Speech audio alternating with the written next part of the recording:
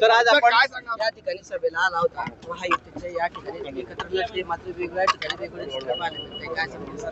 ते आपल्याला सर्वांना मला सांगायला आनंद होतो की जळगाव महानगरपालिका त्या या सार्वत्रिक निवडणुकीच्या प्रचाराचा नारळ हा वाढवण्यासाठी मी इथे आलो होतो.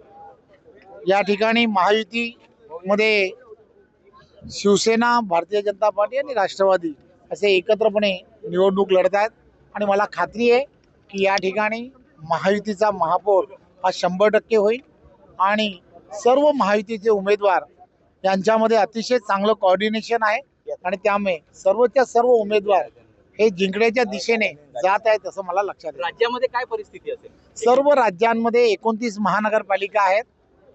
राज्यामधल्या 29 महानगरपालिकांमध्ये सर्व ठिकाणी महायुतीचेच महापौर होतील यात काही शंका नाही. सर, तुम्ही पिंपरीमध्ये बोलले होते की दादांना सोबत घेतली, आमची चूक झाली.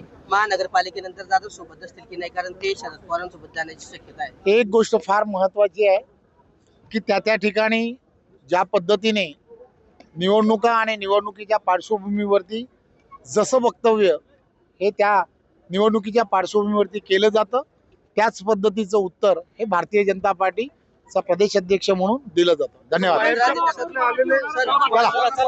मुंबईचा महापौर मराठी होणार असं राज ठाकरे म्हणतायत. धन्यवाद.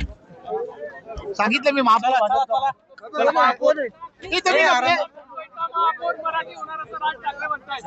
महापौर हा भाजपा शिवसेना या युतीचाच होणार. यात काही मराठीच होईल का? या आपण एक गोष्ट महापौर हा युतीचा होईल यात काही शंका नाही. जळगावला मागच्या वेळेस आपण बोलले होते की आम्हाला 2 तारखेपर्यंत युती टिकवायची आहे. आता काय?